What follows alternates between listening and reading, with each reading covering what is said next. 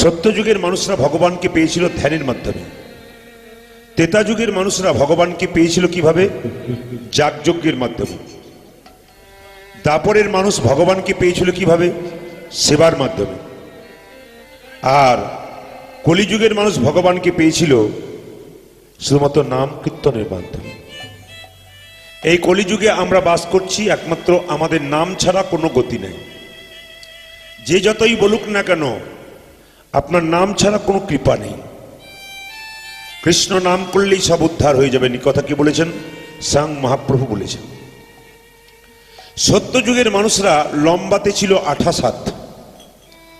28 হাত। ত্রেতা যুগের মানুষরা হলো তার অর্ধেক, মানে হলো 14 হাত। এবং দাপরের মানুষ হলো তার অর্ধেক, মানে 7 হাত। আবার কলিতে আমরা হলাম আপন আপন হাতে মেপে দেখুন সব 3.5 হাত।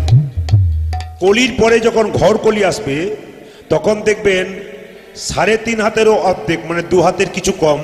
বেগুন গাছ থেকে বেগুন তুলতে গেলে আমাদের আঁকশি লাগাতে হবে। আমাদের ধৈর্য যেমন কমছে, আমাদের আয়ু তেমন কমছে। আজকে কীর্তনে আলোচ্য বিষয় হবে এইটাই, যে আমাদের আয়ুটা কেন কমছে, আমাদের ধৈর্য কেন কমছে। এই জগতে ধৈর্য যার ভগবান তার, ধৈর্য যার নাই ভগবান তার নাই। কলিযুগের মানুষের দুটো জিনিসের দরকার আছে, একটা ধৈর্য, একটা বিশ্বাস। প্রমাণ কি? একটা 18 বছরের ছেলে তেঁতুল গাছের নিচে বসে ধ্যান করছে ভগবানকে পাবার জন্য। নারদ মুনি এই পথ দিয়ে পেরিয়ে যাচ্ছে, ছেলেটি জিজ্ঞাসা করলো, ও ঠাকুর, ও নারদ ঠাকুর। বলে কি, তুমি কোথায় যাচ্ছ? বলে বৈকুণ্ঠে যাচ্ছি। তা ভগবানকে একবার জিজ্ঞেস করো তো, আমার তো 18 বছর বয়স, আমি তেঁতুল গাছের নিচে ধ্যান করতে বসলাম, কতদিন পরে পাবো? নারদ গিয়ে ভগবানকে প্রশ্ন করলো, প্রভু তোমার একজন ভক্ত বাচ্চা ছেলে, মাত্র 18 বছর বয়স, সে ছেলে তেঁতুল গাছের নিচে ধ্যান করছে, তোমাকে কত বছর পর পাবে? ভগবান বলছে, নারদ ওকে গিয়ে বলে দাও, তেঁতুল গাছের যত পাতা আছে ততবার তাকে পৃথিবীতে আসা যাওয়া করতে হবে, তারপর সে আমাকে পাবে। তো নারদ মুনি এসে বলছে, এ খোকা, বলে কি, ভগবানের কাছে গিয়েছিলাম, কি বলেছে? বলছে তেঁতুল গাছে যত পাতা আছে ততবার তোমাকে পৃথিবীতে আপ ডাউন করতে হবে, তবে তুমি ভগবানকে পাবে। ছেলেটা লাফিয়ে বললো, তারপর আমি পাবো তো? তারপর আমি পাবো তো? খুব লাফাচ্ছে আনন্দে, তারপরে আমি পাবো তো? যখন খুব লাফাচ্ছে আনন্দে, ভগবান তখন তার পেছনে এসে দাঁড়িয়েছে। নারদ বলল, প্রভু এ তোমার কেমন লীলা? তুমি বললে তেঁতুল গাছে যত পাতা আছে ততবার পৃথিবীতে আপ ডাউন করতে হবে, তারপর আসবো, আর তুমি চলে এলে। বলছো ধৈর্য আর বিশ্বাস আমাকে এখানে টেনে এনেছে। ওই জন্য বাবা, ধৈর্য যার আছে ভগবান তার আছে, ধৈর্য যার নাই তার ভগবান নাই। মহাপ্রভুর এই গুণ একমাত্র কে জানে? কে গুণ এই গাইতে পারে? তত্ত্ব কি বলল? ভাই রে ভাই, গোরা গুণ কহনে না যাই, বলা যায় না। ভাই রে ভাই, গোরা গুণ কহনে না যায়, বলা যায় না। ভাই রে ভাই, গোরা গুণ কহনে না যায়, বলা যায় না। কত শত আনন, কত চতুরানন,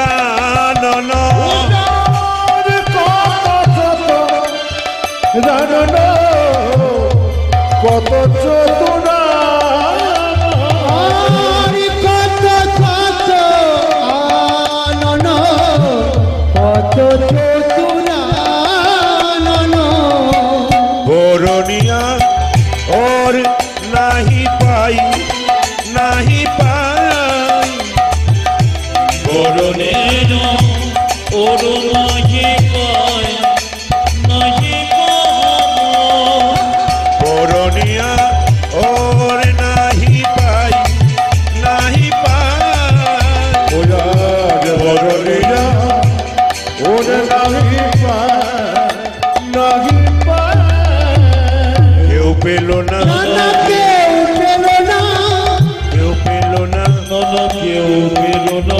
ও যে রূপের অন্তর কেউ পেল না। ওখানা রূপের অন্তর কেউ পেল না।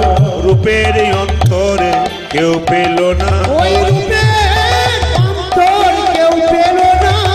কত এলো আর কত গেল রে, রূপের অন্তরে কেউ পেল না। কত এলো আর কত গেল নি রূপের অঞ্চল কেউ পেল না। কত এলো আর কত গেল রে, রূপের অন্তরে কেউ পেল না। কত এলো আর কত এলো রে রূপের অন্তর কেউ পেল না। করণীয় হরিনাইকে পায় নাই বোধয় আরে করণীয় হরিনাইয়া গাই বলা যায় না। মহাপ্রভু একা এলেন না, দাদা নিতাইকে নিয়ে এলেন। নিতাই চাঁদকে বললো, দাদা জীবের দ্বারে হরিনাম দাও। মাইরা নিতাই চাঁদ প্রত্যেকটা জীবের দ্বারে হরিনাম দিতে গেলেন। যে কথাগুলো নিতাই চাঁদ বললেন সেগুলো আমার কথা নয়, নিতাই চাঁদের কথা। কেউ কিন্তু অভিমান করবেন না, রাগ করবেন না, ভাবনা চিন্তা করে কথাগুলো শুনবেন। নিতাই চাঁদ বললো, যারা যারা হরিনাম করবে তাদের 3টে নিয়ম পালন করতে হবে। আপনি যদি পারেন তো খুব ভালো। প্রথম নিয়মটা কি? নিরামিষ খেতে হবে। নিতাই চাঁদ বললো, যারা যারা হরিনাম করবে তারা নিরামিষ খাবে। তারা অনেকেই প্রশ্ন করছেন, আমরা তো নিরামিষ খাই না, তাহলে হরিনাম করতে পাবো না। আমি আজকে হাত তুলতে বলবো না, যাতে অপদ্যস্তে না পড়ে যায় আপনারা। শশব্যস্ত হয়ে যাবেন যে কি ব্যাপার, আমি বলবো না। নিরামিষ খাবেন কেন একটু ছোট্ট ছোট্ট করে বুঝিয়ে দিই মাইরা। যে বট গাছ দেখেছেন তো নাকি না শুনেছেন?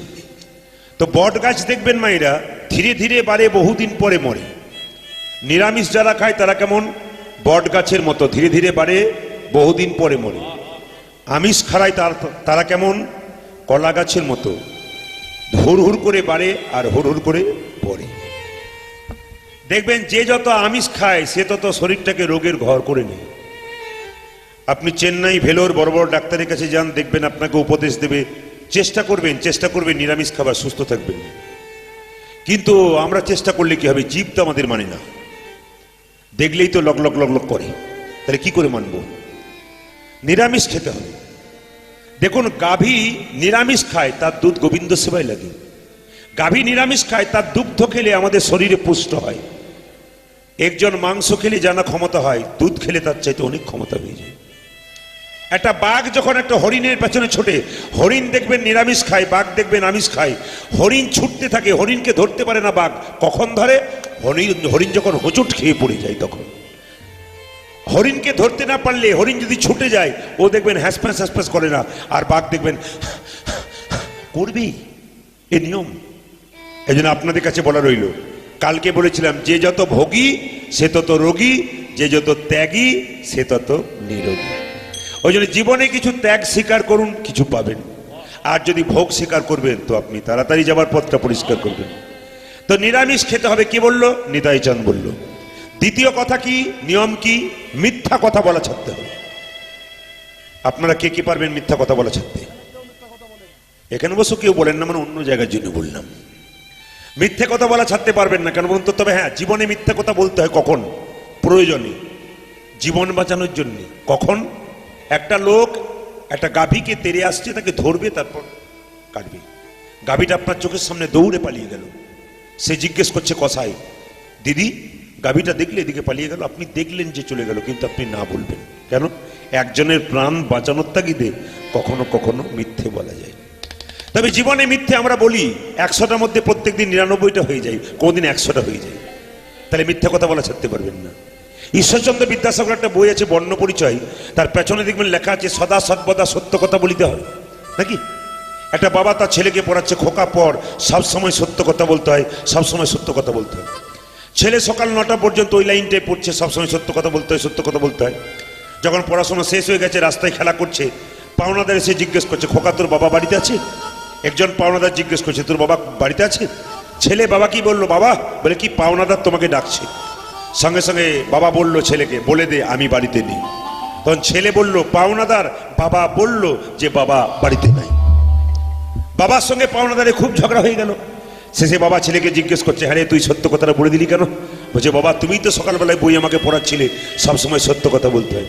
বলছে ওটা বই পড়ে মুখস্থ করে চাকরি পাওয়ার জন্য পড়াচ্ছিলাম, বাস্তবে ব্যবহার করার জন্য নয়। এই জন্য গুরু মিলে লাখে লাখে, শিষ্য মিলে এক। আমরা উপদেশ সবাই দিতে পারি, কিন্তু নিতে পারি কজন? তাহলে মিথ্যে কথা বলা ছাড়তে পারবো না।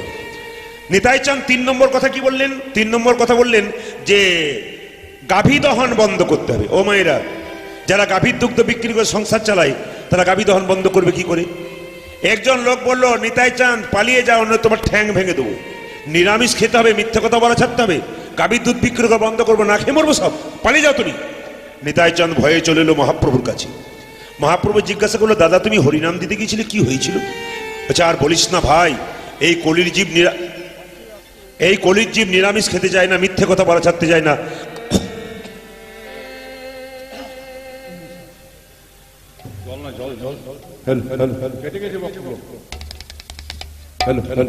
জয় নিতাই।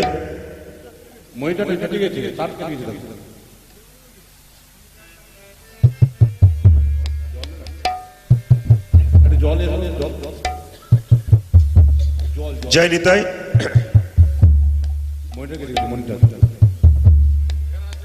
জয় নিতাই।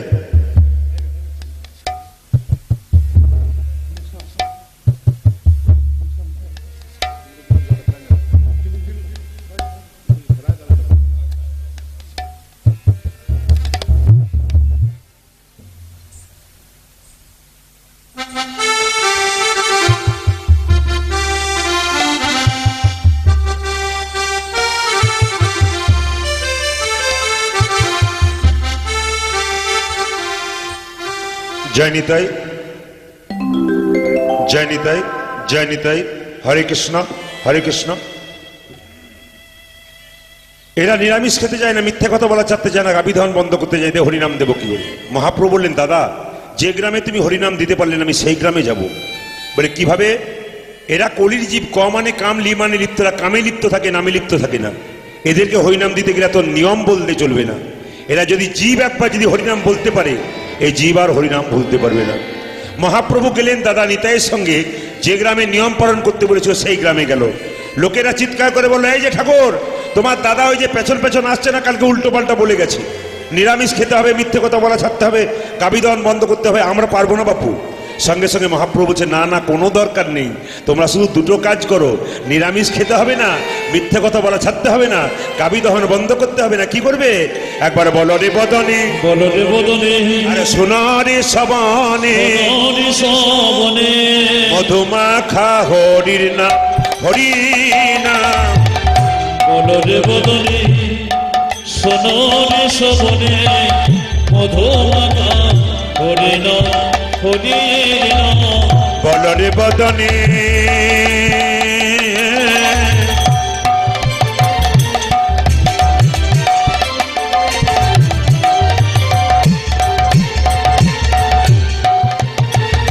আবার সোনারি সবনে, মধুমাখা হরির নাম।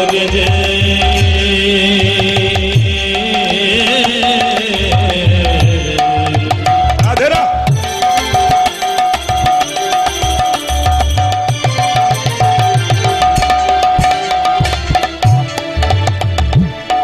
একবার মধু হরি নাম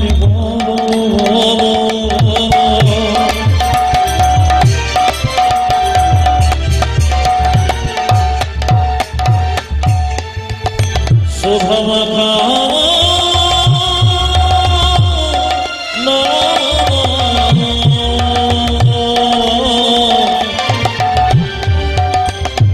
বলো রে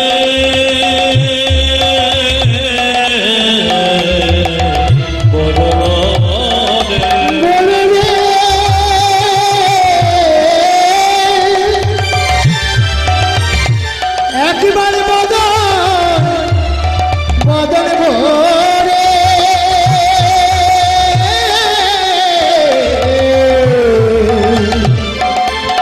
ওই মধুমাখা কৃষ্ণ না বলো ওরে কলি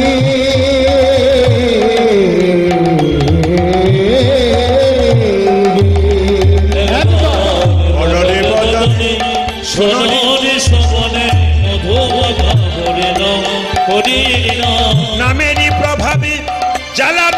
যাবে নামের প্রভাবে জ্বালা দূরে যাবে নামেরই প্রভাবে জ্বালা দূরে যাবে নামেরই প্রভাবে জ্বালা দূরে যাবে সুশীতল হবে প্রাণ সুশীতল হবে প্রাণ অজে নামের প্রভাবে জ্বালা দূরে যাবে শশীতল হবে প্রাণ শশীতল হবে প্রাণ বদন ভরে বলরে হরি বদনে ভরি বলরে হরি বদন ভরে বলরে ভরি দূরে যাবে পাপ যাবে তরি বদনে ভরে বলরে হরি দূরে যাবে পাত্তা করি বদনে ভরে বলরে হরি দূরে যাবে পাপ যাবে তরি বদনে ভরে বলরে হরি দূরে যাবে পাতার তরি বদনে ভরে বলরে হরে হরিনাম করলে তিনটে জ্বালা দূর হয়। আপনারা ঠিক শুনতে পাচ্ছেন সবাই ক্লিয়ার? জয় নিতাই। ওদের সাউন্ডটা একটু বাড়ি দেবে, ওদের দিকটা। জয় নিতাই। আপনারা ঠিক শুনতে পাচ্ছেন, মন দিয়ে শুনবেন। হরিনাম শুনলে তিনটি জ্বালা দূর হয়। প্রশ্ন করবেন জ্বালাগুলো কি? অনেকে বলেন না সংসারে কত জ্বালা, সেই জ্বালা দূর করবার জন্য হরিনামে আসলে আসতে হয়। আর সেই জ্বালা দূর করবার জন্য সংসারে হরিনাম করতে হয়, জ্বালা যন্ত্রণা দূর হয়ে যায়। ওই জন্য আপনাদেরকে বলেছি, সংসারে যখনই আপনার অশান্তি হবে আপনি মনে মনে কৃষ্ণ নাম করুন। দেখবেন কৃষ্ণ নাম করলে কারো প্রতি দুঃখ থাকবে না, যন্ত্রণা থাকবে না, কিচ্ছু থাকবে না। ভগবানের উপর ভরসা করতে থাকুন, দেখবেন জীবনে সব সফলতা আসবে। নিজের উপর ভরসা করলে টেনশন বাড়বে, আর ভগবানের উপরে সঁপে দিলে না, সব টেনশন তাকে দিয়ে দিলে তিনি সব নিয়ে নেবেন, চিন্তা নেই। তো হরিনাম শুনলে তিনটি জ্বালা দূর হয়। প্রথম জ্বালা কি? আদি ভৌতিক। দ্বিতীয় কি? আদি দৈবিক। তৃতীয় কি? আদি আধ্যাত্মিক। আদি ভৌতিক মানে কি? যেমন কুকুরে কামড়ালে একটা রোগ হয়, সেই রোগটার নাম প্লেগ রোগ। আমি কালকে বলেছি না, মাঝে মাঝে আমি ভুল বলবো, ঠিক করে নিতে হবে এদেরকে। আপনারা বলছেন এরা সব চুপ করে আছে, তাহলে হবে বোধহয়। কুকুরে কামড়ালে কি রোগ হয়? এরা বললো, তারপর বললে হবে না, জোরে বলতে হবে আপনি ভুল বলছেন, তবে তো মজা আছে কীর্তনে। কুকুরে কামড়ালে জলাতঙ্ক রোগ হয়। কিন্তু তত্ত্ব বলছে যিনি কৃষ্ণ কথা হরি কথা বলেন তার শরীরটা নাম অমৃতে পরিপূর্ণ হয়ে যায়। পাগলা কুকুরের বিষ তার শরীরে কোনো মতেই কাজে লাগে না। এই জন্য আদি ভৌতিক। আদি দৈবিক মানে কি? রাস্তা দিয়ে পেরিয়ে যাচ্ছেন, প্রচন্ড বজ্রপাত হচ্ছে, বৃষ্টি হচ্ছে মায়েরা, তখন আপনারা কোন ভগবানের নাম করেন? রাম রাম রাম করেন। কিন্তু আচ্ছা, আপনি তখন রাম নাম না করলে হবে আপনাকে কেন? ব্যাংকে যদি টাকা জমা দেওয়া থাকে, তাহলে বুড়ো বয়সের কষ্ট করে রোজগার করতে হবে না, সুদে বসে বসেই খাবেন। কম বয়সে কেউ হরিনাম করলে না, বৃদ্ধ হয়ে গেলে কানে শুনতে পাবেন না, চোখে দেখতে পাবেন না, পায়ে চলতে পারবেন না, হাজার কষ্ট হবে, কিন্তু হাজার বজ্রপাত এদিক ওদিক হবে, আপনার মাথায় কোনোদিন বজ্রপাত হবে না। তৃতীয় নিয়মটা কি? তৃতীয়টা কি? আদি আধ্যাত্মিক। শরীরের মধ্যে কঠিন কঠিন অসুখ হবে না। দেখবেন মায়েরা, সংসারে যতক্ষণ আপনি কর্ম করছেন সংসার আপনাকে ভালোবাসছে। আপনি কর্ম করা বন্ধ করুন, দেখুন আপনাকে সংসার কি করে। আপনার শরীর খারাপ হয়ে যাক, খাটে 10 দিন শুয়ে থাকুন, বাড়ির লোক ডাক্তারকে দেখে বলবে আর পারি না, এবার দেখুন তো কদিন আছে, বাঁচবে তো, তাহলে সেরকম ব্যবস্থা নেবে। দাদা ভাইদের ক্ষেত্রেও ঠিক তাই। যতক্ষণ সংসারকে দেবেন সংসার আপনাকে ভালোবাসবে, আপনি দেওয়া বন্ধ করে দিন, দেখুন সংসার আপনাকে ভালোবাসবে। রাজা দশরথ যখন 72 বছর বয়স হয়েছিল, রামচন্দ্রকে রাজত্ব দেবে, সেই সময় সে দেখতে পেল আমার রাজমুকুটটা হেলে গেছে। রাজমুকুট হেলে গেছে, তার মানে বলতে চাইছে মুকুটটা আর তোমার মাথায় থাকবো না। আচ্ছা বাবা, আপনারা যারা কীর্তন শুনতে এসছেন, সংসারের মালিক তো ভগবান, কিন্তু যে পরিবারে আপনি আছেন সরকারের খাতায় মালিকের নামটা তো আপনার হাতে আছে, আপনার নামই তো আছে। তা আপনার রাজমুকুটটা হেলে গেছে, আপনি কি করে বুঝবেন? যখন আপনি সারাদিন কাজকর্ম করার পর বেলা 2টোর সময় রোদ্রে ঘুরে বাড়ি আসবেন, বৌমাকে 1 গ্লাস জল চাইবেন, 1 ঘন্টা পর 1 গ্লাস জল আসবে, তখন আপনিও বুঝবেন আপনার মুকুটটা হেলে গেছে, আপনাকে সংসার চাইছে না। নিবেদিতার এর প্রত্যেকটি জিনিস তত্ত্বের সঙ্গে মেশানো আছে। এই জন্য বলে রাখি আপনাদের, হরিনাম শুনলে 3টে জ্বালা দূর হয়ে যায় বাবা। শরীরের মধ্যে কঠিন রোগ হবে না, চলতে ফিরতে খেতে শুতেই নিতাই গৌর হরিবোল হয়ে যাবে। এই জন্যে নিতাই চাঁদকে মহাপ্রভু বললো, তোমাকে কিচ্ছু বলা দরকার আমি বলবো। কলিরজি বললো, ঠাকুর কাল তোমার দাদা বলেছে নিরামিষ খেতে হবে, মিথ্যে কথা বলা ছাড়তে হবে, গাভী দহন বন্ধ করতে হবে, আমরা পারবো না। মহাপ্রভু বললো, না না কিছুই করতে হবে না। কি?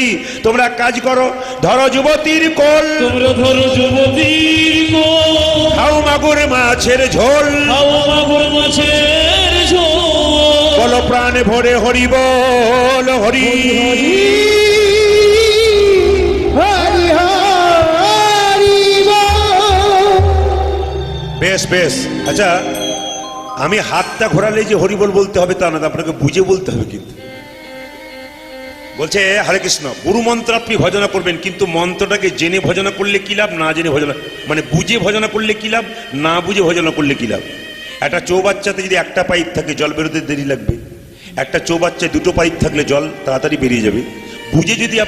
বুঝে যদি মন্ত্র ভজনা করেন আপনার তাড়াতাড়ি কৃপা হবে, আর না বুঝে করলে হবে কিন্তু ধীরে ধীরে হবে, একটা পাইপের মতো হবে। এই জন্য আমি যে বললাম যে ধরো যুবতীর কোল খাও মাগুর মাছের ঝোল আর বলো হরিবল হরিবল, আপনার হাত তুলে হরিবল বলে দিলেন, বুঝলেন কাকে যুবতীর কোল বলে আর কাকে মাগুর মাছের ঝোল বলে। মানে না বুঝি না, আপনি কি আর ভুল বোঝাবেন, ঠিকই বোঝাবেন। এই দিয়ে তাকাবেন, বলছে ধরো যুবতীর কোল, কেউ বুঝতে পারলো না, কিন্তু সাধারণ ভক্ত বলো ঠাকুর যুবতীর কোল, দারুণ কথা বলেছো, এ কথা তোমার দাদা কালকে বললে আমরা তো হরিবল বলেই দিতাম। আর মাগুর মাছের ঝোল বাজার থেকে কিনে না 500 টাকা কেজি, ও মাছের তো আরো ভালো। সবাই হরিবল বলে ফেললো, কিন্তু একজন বৃদ্ধ লোক একটা লাঠিকে হাতে নিয়ে কাঁদতে কাঁদতে বলল, ঠাকুর তুমি যে বললে যুবতীর কোল ধরতে, আমার যে চামড়া জড়ো হয়ে গেছে, আমি যুবতীর কোল ধরবো কি করে? আমি যে মাগুর মাছের ঝোল খেতে বলছো, আমার জিভের স্বাদ নাই, আমি মাগুর মাছের ঝোল খাবো কি করে? বৃদ্ধ কেঁদে কেঁদে বলছে, আমি কেমন করে ডাকবো হরি, বলো না আমায়, বলো না আমায়, আমি আমি কেমন করে ডাকিব হরি, বলো গো বলো আমি কেমন করে ডাকবো হরি, বলো গো আমায়, বলো গো আমায়, আমি কেমন করে ডাকিব হরি, বলো গো আমায়, বলো গো আমায়। কেমন করে বাসবো ভালো, বলো না আমায়, আমি কেমন করে বাঁচিব ভালো, বলো গো আমায়। কেমন করে বাসবো ভালো, বলো গো আমায়, আমি কেমন করে বাসব ভালো, বলো গো আমি কেমন করে ডাকিব হরি, বলো গো বলো গো কেমন করে ডাকিব হরি, বলো গো আমায়, বলো গো আমায়। তুমি নাকি দয়াল ঠাকুর, দয়া করো আমারে, আমি পতিত পড়ে আছি, কৃপা করো আমারে।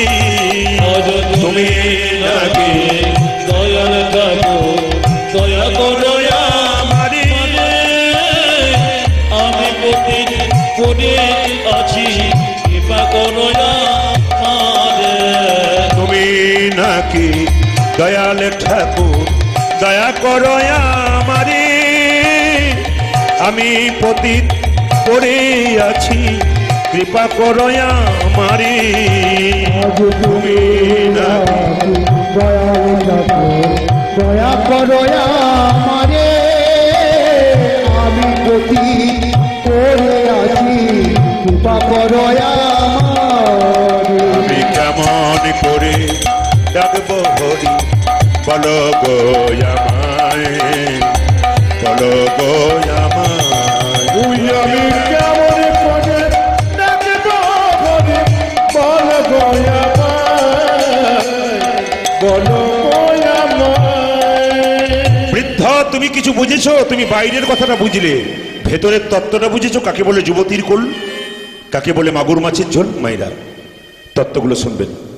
যুবতীর কোল কাকে বলে? মেয়েদেরকে যুবতী বলে, আমরা জানি। এই যুবতীর কথা মহাপ্রভু বললেন না। একটা সংসারে একটা মেয়ে বছরে একটা বাচ্চা জন্ম দেন, কোনো কোনো মেয়ে একসঙ্গে দুটো বাচ্চা জন্ম দেয়, কেউ আবার তিনটেও দেয়। একে যুবতী বলছে না মহাপ্রভু? কাকে যুবতী বলছে?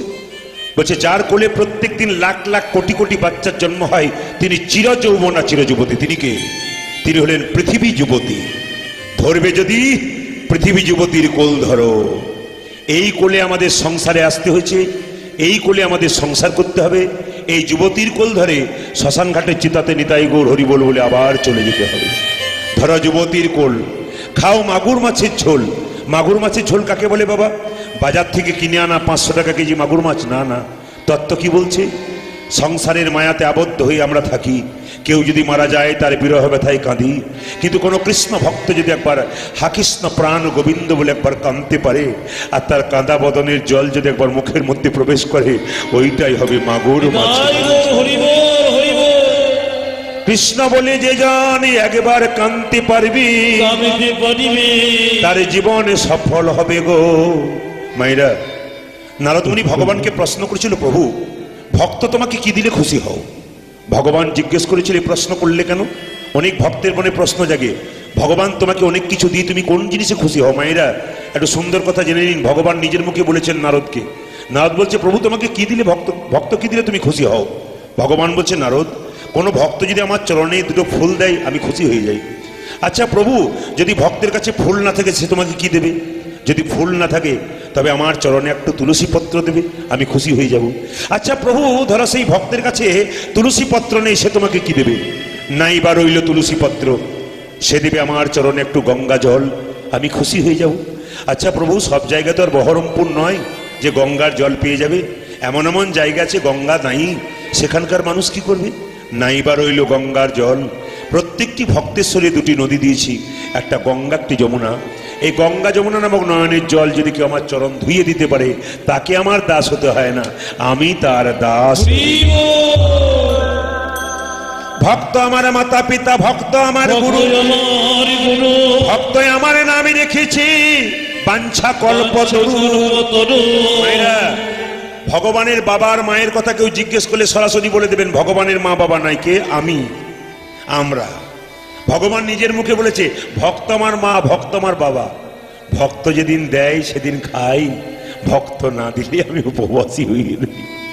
কত সুন্দর কথা দেখুন। হ্যাঁ, ভক্ত যদি আমাকে দেয়, গোটা বিশ্ব ব্রহ্মাণ্ডটা ভগবানের, কিন্তু ভগবান নিজের হাতে খায় না কেন?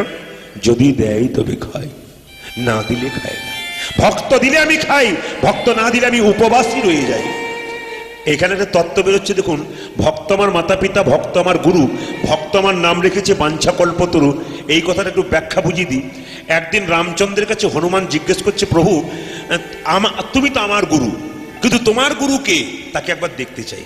বলছে এক কাজ করো, এখান থেকে সোজা চলে যাও, দেখতে পাবে একটা সরজু নদী আছে, ওই সরজু নদীর তীরে একটা পাহাড় আছে, ওই পাহাড়ের গুহার মধ্যে আমার গুরু শুয়ে আছে, এইদিকে পা করে শুয়ে আছে, তুমি একবার যাও।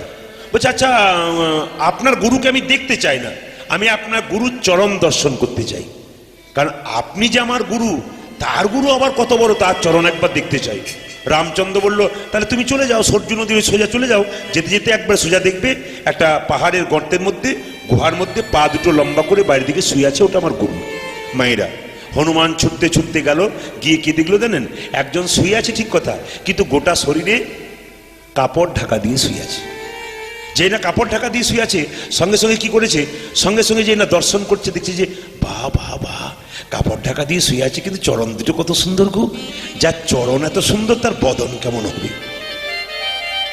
হনুমান মনে মনে ভাবছে, যার চরণ দুটো এত সুন্দর ঝকঝক করছে, তার বদনটা না কত। এই বলে যেই না মাথার দিকটা খুলতে গেছে, ওই দিকেও দুটো চরণ দেখতে পেয়েছে। হনুমান মনে মনে ভাবছে, তাহলে আমার গুরুর কি বদন, গুরুদেবের কি বদন নাই, শুধু চরণই আছে, খালি পা দেখতে পাচ্ছি, মাথা দেখতে পাচ্ছি। সোজা ছুটে এলো হনুমান, রামচন্দ্রকে জিজ্ঞেস, প্রভু তোমার গুরু দর্শন করতে গিয়েছিলাম, যেই না ভাবলাম চরণটা এত সুন্দর, তার বদনটা কেমন, বদন দিকটা খুলতে গেছে, ওই দিকেও চরণ। তা তোমার কি গুরুদেবের দুদিকে চরণ, বদন নাই, পা আছে, মাথা নাই? সঙ্গে সঙ্গে রামচন্দ্র বলল, আরে হনুমান, তুই যাবার সময় আমাকে কি বলেছিস? হ্যাঁ বাচ্চা সত্য বলল, তুই যাবার সময় কি বলেছিলি? গুরুদেবের চরণ দর্শন করবো। তুই কি বলেছিস যে বদন দর্শন করবো? বদন দর্শন করলে বদন দেখতে পেতিস? বলছি তাহলে আমাকে তুমি দেখিয়ে দাও তোমার গুরুদেবের বদন কেমন। বলে আরেকবার যা, আরেকবার যা। বলে কোথায়? তোকে আর গুহাতে যেতে হবে না, আর ওই গুরুদেবের চরণ বদন দেখতে হবে না। তুই সূর্য নদীর জলের সামনে দাঁড়াবি, এমনি করে তাকাবি, দেখবি জলের মধ্যে আমার গুরুদেবের বদন দেখতে পাবি। এখন এইদিকে এখন লক্ষ্য করুন, যেই না হনুমান গেছে অমনি সঙ্গে সঙ্গে সূর্য নদীর জলের মধ্যে নিজের মুখটাকে বারবার দেখছে আর মনে মনে ভাবছে এটা করে আমারই মুখ দেখতে পাচ্ছি, তাহলে গুরুটা কোথায়? যখন বারবার জলটাকে ঘেঁটলাচ্ছে তখন দেখছি এ তো কেউ নেই, কোথাও নেই। মনে মনে ভাবছি তো আশ্চর্য কথা বললো, ছুটে এলো। আচ্ছা প্রভু, তুমি যে বললে সূর্য নদীর জলের মধ্যে আমার গুরুকে দেখতে পাবো, তো কই দেখতে পেলো না, কারণ আমার মুখটাকে দেখতে পাচ্ছি। বলছে ভক্ত আমার মাতা পিতা, ভক্ত আমার গুরু, ভক্ত আমার নাম রেখেছে বাঞ্ছা কল্পতরু। তা ভক্ত যদি আমার মা বাবা হয়, ওরে হনুমান তুই তোর মুখটা দেখবি না, তুই কি অন্য লোকের মুখ দেখবি? তাই বল, হরি বল। আপনাদের কাছে নিবেদন রইল, ভক্ত আমার মাতা পিতা, ভক্ত আমার গুরু, ভক্ত আমার নাম রেখেছে বাঞ্ছা কল্পতরু। তাই মহাপ্রভু কি করলেন, নিতাই চাঁদকে নিজের দ্বারে হরি নাম দিলেন। যাকে দেখছে তাকে বলছে পথিগিরে ও তোর ভাবে না কিসের আছে, হরি বল বলে বাহু তুলে আই নিচে নিচে। পথিরে ও তোর ভাবে না কিসে আছে, হরি বল বলে বাহু তুলে আই নিচে নিচে। পথিরে ও তোর ভাবে না কিসের আছে, হরি বল বলে বাহু তুলে আই নিচে নিচে। পথিরে ও তোর ভাবে না কিসেরই আছে, হরি বল বলে বাহু তুলে আই নিচে নিচে। এ ঠাকুর, জোর করে হরি নাম দিয়ে তোমার বুকে মারবো, তোমার বুকে মারবো, তুই আমার বুকে লাথি মারবি? ওরে, একটা ছেলে যদি বাবার বুকে লাথি মারে, বাবা কি ঘুরে ছেলেকে মারতে পারে? শিশু পুত্র মারিলে লাথি, দোষ কি রে হয় পিতার কাছে, শিশু পুত্র মারিলে লাথি, দোষ কে রে হয় পিতার কাছে। শিশু পুত্র মারিলে লাথি, দোষ কি রে হয় পিতার। মারলো নাকে পথিরে হয় তারি সাধু। পথিরে ও তোর ভাবে না কিসে আছে, হরি বল বলে বাহু তুলে আইনে যে উলো ধরি। পথিরে ও তোর ভাবে না কিসে আছে, হরি বল বলে বাহু তুলে আই নিচে নিচে। পথিরে তোরাই হরিনাম নিবিকে রে ভাই, দয়াল নিতাই যাচিয়া বেড়াই। আই আই আই দুজন তুই যাচ্ছিস দয়াল নিতাই যাচিয়া বেড়াই। আই আই আমার দয়াল নিতাই যাচিয়া বেড়া।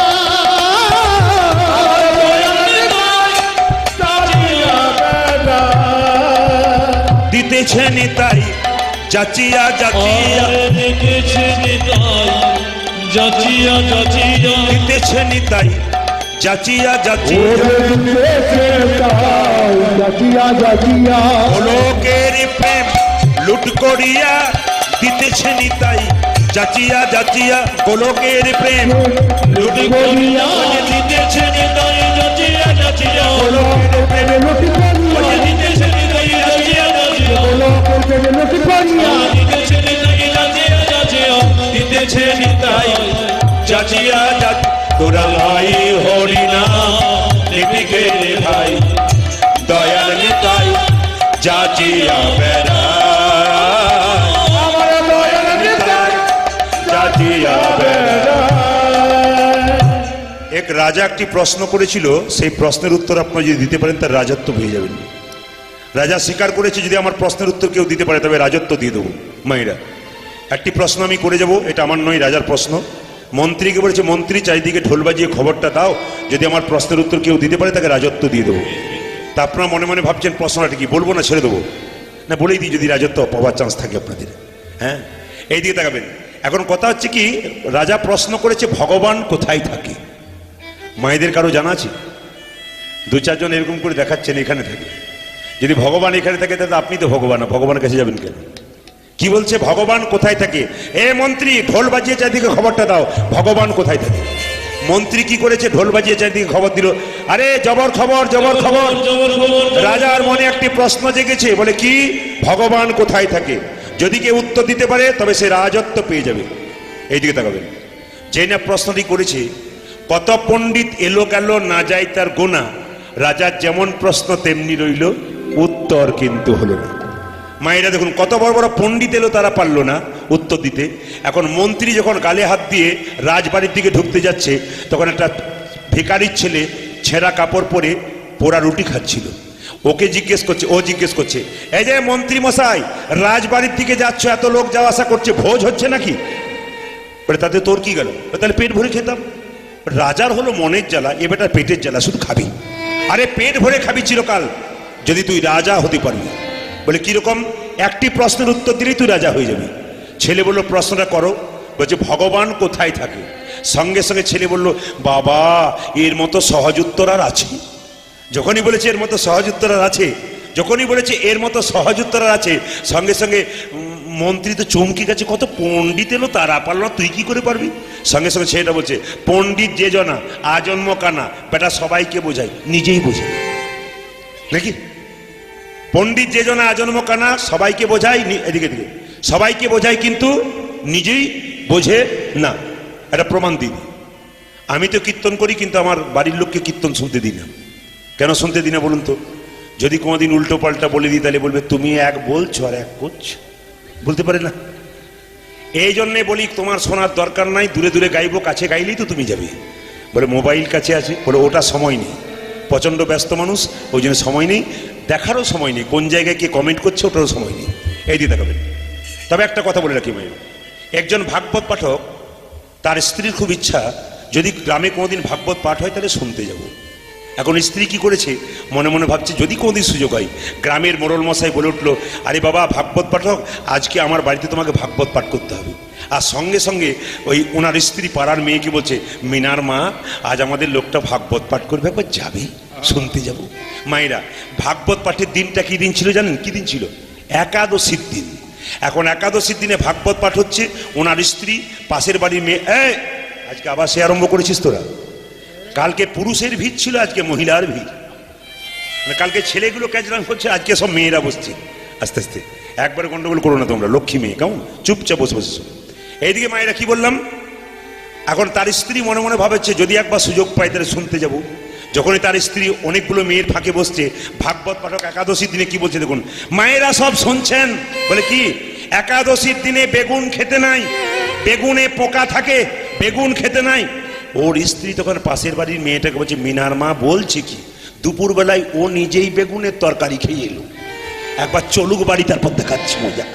মায়েরা, যেই না বলেছে চলুক বাড়ি, ও তো শুনতে শুনতে পালিয়ে গেছে। ভাগবত পাঠক যখন ভাগবত পাঠ করে বাড়ি ফিরছে, জিজ্ঞেস করছে, কি গো কেমন শুনলে? ছাই শুনলাম। ছাই শুনলে মানে? লোককে বলছে আর নিজে করছে, আবার রাত্রেবেলা খাবে বলে এক বাটি রেখে দিয়েছি, খাক দেখি কেমন খাক। এখন এই বলে কি করেছে, যেই না বেগুনের তরকারি ফেলতে যাচ্ছে, তখন ভাগবত পাঠক বলছে, খেপি, ওটা আমাদের জন্য নয়, ওটা ওদের জন্য বটে। ওই জন্য পণ্ডিত যে জন্য আজন্ম কানা, বেটা সবাইকে বোঝায়, কিন্তু নিজেই বোঝে না।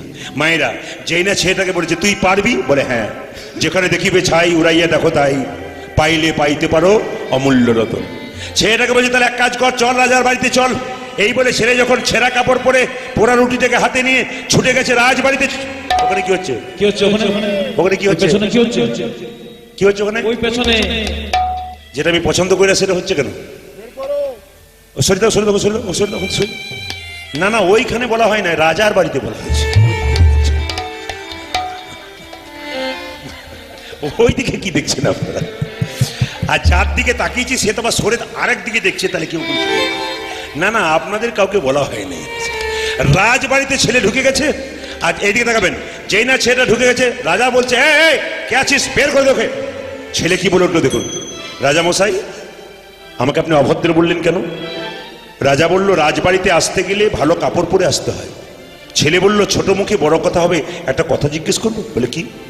ধরুন কোনো ব্যক্তি সারা জীবন চুরি ডাকাতি করেছে, দোকান থেকে নতুন কাপড় পরে আপনার সামনে এসে দাঁড়িয়ে গেছে, তবে তিনি কি ভদ্র হয়ে গেছেন? রাজা বলল, মন্ত্রী আচ্ছা ছেলে ধরে এনেছো, এ বেটার ছেঁড়া কাপড় হতে পারে, কিন্তু ভেতরে মাল আছে, মুখে ঝাল আছে, এ বেটা পারবে। তুই কে? আমি একজন ভিখারির ছেলে। তুই ভিখারির ছেলে? বলে হ্যাঁ ভিখারির ছেলে। কেমন ভিখারি? আমি দিনই ভিখারি, নাইকো করি। রাজা মশাই একটি পয়সা দাও। দিন ভিখারি নাই গো করিয়ে একটি পয়সা দাও। আমি দিন ভিখারি নাই গো করি একটি পয়সা দাও। রাজা মশাই ভিখারি নাই করি একটি পয়সা দাও। কারে না পথিক হেরি নয়নে না ঝরে বাড়ি। কারে না পথিক নয়নে না ঝরে বাড়ি। কারে না পথিক হেরি নয়নে না ঝরে বাড়ি। করে না পথে গভীরি নয়নে না ঝরে বাড়ি। দিন ভিখারি নাই গো করি একটি পয়সা দাও। রাজা মশাই দিন ভিখারি নাই গো করি একটি পয়সা দাও। তোকে আর ভিক্ষা করতে হবে না, তুই চিরকাল রাজা হয়ে বসে থাকবি যদি একটা প্রশ্নের উত্তর দিবি। ছেলে বললো আমি প্রশ্নটা শুনেছি, তোমাকে একবার শুনতে চাই তোমার মুখে। রাজা বলল বল ভগবান কোথায় থাকে? ছেলে বলল উত্তর দেবো, একটু দেরি আছে। বলে কেন? অনেক দূর হেঁটে এলাম তো গলা শুকিয়ে গেছে, এক গ্লাস জল দরকার হবে। জল কেন দেবো? তোকে শরবত দেবো। এ কে আছিস? এক গ্লাস শরবত দে তো। মায়েরা যে না গ্লাসে শরবতটা হাতে দিয়েছে, ছেলে প্রশ্ন করলো রাজামশাই এটা শরবত? রাজা বললো হ্যাঁ। এটা যদি শরবত তাহলে চিনি কই? মায়েরা শরবত করার পর চিনি দেখতে পান? যদি বলুন হ্যাঁ। না ছেলে কেমন আজব ছেলে দেখুন, বলছে এটা যদি শরবত তাহলে চিনি কই? রাজা বললো এই যে তুই ভিখারি নইলে প্রফেসর হতে পারতিস। আরে জলের মধ্যে চিনি আছে, খালি চোখে দেখা যায় না, চুমুক দিলে বোঝা যায় যে চিনি আছে। ছেলে বললো রাজামশাই এই গ্লাসটার মধ্যে আপনার প্রশ্নের উত্তর আছে। বলে কেন? জলের মধ্যে চিনি আছে, তা খালি চোখে দেখা যায় না, চুমুক দিলে বোঝা যায়। বিশ্ব ব্রহ্মাণ্ডের মধ্যে ভগবান চিনির মতো মিশে আছে, যে ভক্ত ভক্তি চুমুক দেয় একমাত্র ভগবানকে। হরি বল, হরি বল। এই জন্যে আপনারা সবাই ভগবানকে দেখতে পাবেন। শুধু এই গানটা একবার করে নিন। মহাপ্রভুর বাণী তিনি বলেছেন, 10-5 সবে মিলে দাঁড়িতে বসিয়া কীর্তন করো হসবে হাতে তালি দিয়া। ভগবানের নাম 3 বার করবেন। কখন কখন? ব্রহ্মমুহূর্ত 3 বার, 3 বার। ত্রিসন্ধ্যা যাকে বলা হয়, 3টে সন্ধ্যা জীবনে হয়। প্রত্যেক দিন 3টে সন্ধ্যা হয়। বলবেন আপনারা বলবেন এইটা তো সন্ধে এখন হয়েছে। আর সন্ধে কখন? 3টে সন্ধে কখন কখন জানেন? সূর্য ওঠার 1 ঘন্টা আগে ব্রহ্মমুহূর্ত, ওটা একটা সন্ধে। একটা সন্ধে কোনটা? দুপুরবেলায় সূর্য যখন মাথার উপরে ছায়া পড়ছে না, ঠিক মাথার উপরে, ওটা একটা সন্ধ্যা, তখন ভগবানকে ভজন করতে হয়। একটা সন্ধ্যা কখন? একটা সন্ধ্যা হচ্ছে এই যে সন্ধ্যাবেলা আপনি ভগবানের নাম করছেন, এই সন্ধ্যাবেলায় ভগবানের নাম সবাই মিলে করবেন। আমি গাইব, আপনারা বলবেন। মহাপ্রভুর বাণী, 10-5 সবে মিলে দাঁড়িতে বসিয়া কীর্তন করো হসবে হাতে তালি দিয়া। তাহলে মহাপ্রভুর কথা যদি আপনারা মেনে চলেন, হাতে তালি দিয়ে একবার কীর্তন করুন সবাই মিলে। হরি হরয়ে নম কৃষ্ণ যাদবায় নম। বলুন হরয়ে হরয়ে নম কৃষ্ণ যাদবায় নমঃ। হরয়ে নম কৃষ্ণ যাদবায় হরে নম। হরে হরে নম কৃষ্ণ যাদবায় না না, নমঃ। একবার এক কাজ করুন, হাত দুটোকে তুলে করুন মহাপ্রভুকে আনন্দ দিয়ে। 2-4 জন মনে মনে হয় চাদর মুড়ি দিয়ে ভালোই বসছিলাম, আবার বারবার হাত কেন তুলতে বলছেন? হাত না তুললে যে উপায় নাই, অ্যান্টেনা তুলবেন তবে তো ছবি পরিষ্কার হবে। হাত তুলুন। হরি হরয়ে নম কৃষ্ণ যাদবায় নম। হরি হরি নম কৃষ্ণ যাদবায় নমঃ। এখন এই শঙ্কর বাবুর এখানে কীর্তন হচ্ছে। আজকে যখন ইউটিউবে বা আমাদের ক্যামেরা হচ্ছে আর কি, এই যে ক্যামেরা হচ্ছে, ছবি হচ্ছে, এই ছবি যখন ভারতবর্ষ নয় গোটা বিশ্বের মানুষ দেখবে, তখন দেখবে শঙ্করবাবুর এই জায়গাতে ভক্তগণ কি সুন্দর হাততালি দিয়ে মহাপ্রভুকে অভিনন্দন জানাচ্ছেন। তাহলে আজকের এই ছবিটা কিন্তু আপনাদের বিশ্বের মানুষ দেখবে। সেই জন্য আপনারা যদি সবাইকে দেখাতে চান, মহাপ্রভু বলেছেন আপনি আচরি ধর্ম অপরে শেখায়, আপনি আচরণ করুন, দেখবেন সব জায়গাতে যখন দেখবে এই দেখুন প্রদীপবাবুর কীর্তন হচ্ছিল, কখন হাততালি দিচ্ছে, এটা আমাদের গেলেই দিতে হবে, এ মানসিকতা নিয়ে সবাই আসবে। আর যদি আপনারা তালি না দেন তাহলে অসুবিধা আছে। মহাপ্রভু বলেছেন 7-5 সবে মিলে, 10-5 সবে মিলে সব বয়সের একসঙ্গে তালি দিয়ে কীর্তন করো। হরি হরয়ে নম কৃষ্ণ যাদবায় নমঃ। উলধ্বনি, উলধ্বনি। হরয়ে নম কৃষ্ণ যাদবায় নমঃ। হরয়ে নম কৃষ্ণ যাদবায় হরে নমঃ। হরি হরে নম কৃষ্ণ যাদবায় নমঃ। যাদবায় মাধবায় কেশবায় নমঃ। ও যে যাদবায় মাধবায় কেশবায় নমঃ। ও যে যাদবায় মাধবায় কেশবায় নমঃ। আজ যাদবায় মাধবায় কেশবায় নমঃ। গোপাল গোবিন্দ নামে শ্রী মধুসূদন। রাজা গোপাল গোবিন্দ নামে শ্রী মধুসূদন। গোপাল গোবিন্দ নামে শ্রী মধুসূদন। গোপাল গোবিন্দ নামে শ্রী মধুসূদন। ও যে গিরিধারী গোপীনাথ মদন মোহন। আজ গিরিধারী গোপীনাথ মদন মোহন। গিরিধারী গোপীনাথী মদন মোহন উদয় গিরিধারী গোপীনাথ মদন মোহন হরে কৃষ্ণ কৃষ্ণ কৃষ্ণ হরে হরে হরে রাম রাম রাম হরে হরে বলো হরে কৃষ্ণ কৃষ্ণ কৃষ্ণ হরে হরে হরে রাম রাম রাম হরে হরে। এদেরটা চেপে দিলাম আপনাদেরটা শুনবো বলে এমন ভাবে বলবেন যেন মুখরিত হয়ে যায় আসরটা সবাই মিলে মাসে বলুন হরে কৃষ্ণ বলুন কৃষ্ণ কৃষ্ণ হরে হরে আরো জোরে হরে রাম বা বহুত আচ্ছা জোরে বলুন হরে কৃষ্ণ প্রাণ খুলে বলুন বাহ আরো জোরে হরে রাম বাহ বাহ আরেকবার হরে কৃষ্ণ জোরে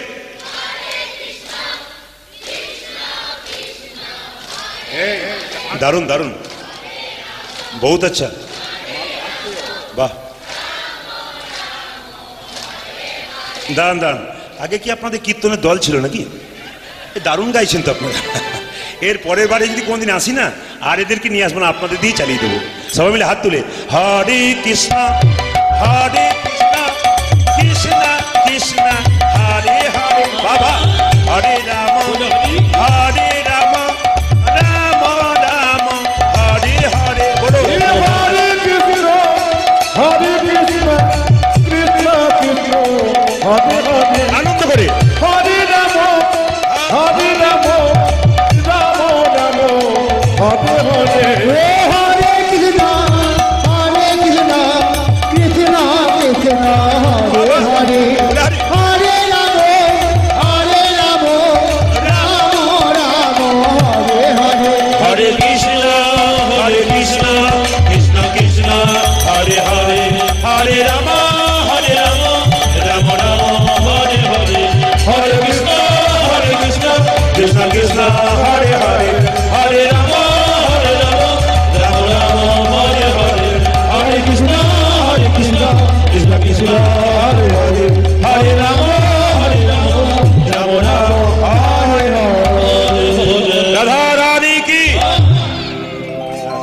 আজকে তো প্রথম থেকে বাড়ছে মনে হচ্ছে বলুন শ্যাম সুন্দর কি আরে বাবা যারা পেছনে আছে তারা মনে মনে ভাবে যাক বাবা বাঁচলাম না আপনারাও দিন আপনারা মনে মনে ভাবছেন প্রদীপ পাল দেখতে পাচ্ছে আমি হ্যাঁ প্রদীপ পাল না দেখতে পেলে কোনো ক্ষতি নেই প্রদীপ পাল দেখতে পাচ্ছে না আমার না দিলে হবে কিন্তু জেনে রাখবেন দোকানে গেলে সিসিটিভি ক্যামেরা থাকে না ভগবান বললো প্রত্যেক জায়গায় আমার ক্যামেরা আছে ধরা পড়ে যাবে এত সোজা নয় আপনি রাস্তা দিয়ে বেরোচ্ছেন 50 টাকার নোট রাস্তায় পড়ে আছে তাকিয়ে দেখলেন কেউ কোথাও নেই টাকাটা নিয়ে নিলেন ভাবলেন কেউ দেখতে পেল না একজন দেখলেন তিনি ভগবান জোরসে বলি রাধা রানী কি বাবা শ্যাম সুন্দর কি মদন মোহন কি হরিবাসর কি চলো রে চলো মা হরিদর্শন জয় রাধে জয় কৃষ্ণ জয় বৃন্দাবন চলো রে চলো হরি দর্শন জয় রাধে জয় কৃষ্ণ জয় চলো রে চলো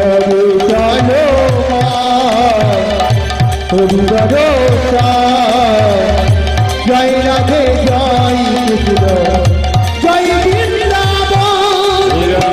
চলো রে চলো হরি দর্শন জয় রাধে জয় কৃষ্ণ জয় বৃন্দাবন। কেশিঘাট বংশীবর নিকুঞ্জ কানন নিকুঞ্জ কেশিঘাট বংশীবন নিকুঞ্জ কানন কেশিঘাট বংশী যেথাই হোলি খেলে আমার শ্রীনন্দের নন্দন যেথায় হোলি খেলে আমার নন্দের নন্দন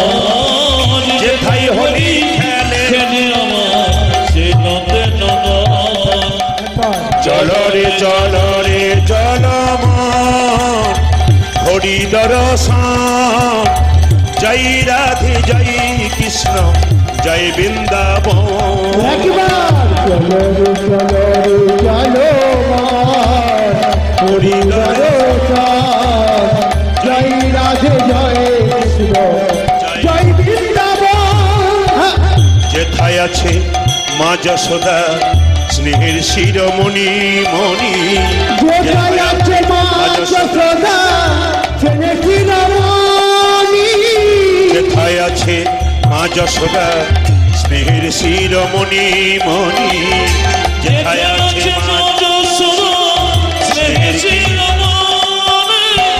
নিজ গোপালকে কোলে লইয়ে খাওয়া তো নবনী নিজ গোপালকে বলে লয়ে হাওয়া তোর গনি নিজ গোপাল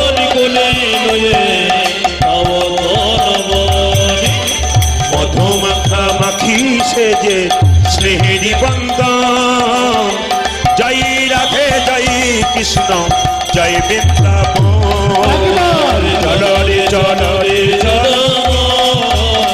হরি দর্শন জয় রাধে জয় কৃষ্ণ জয় বৃন্দাবন চলরে চলরে চলো হরি দর্শন জয় রাধে জয় কৃষ্ণ জয় বৃন্দাবন জয় রাধে জয় কৃষ্ণ জয় বৃন্দাবন জয় রাধে জয় কৃষ্ণ জয় বৃন্দাবন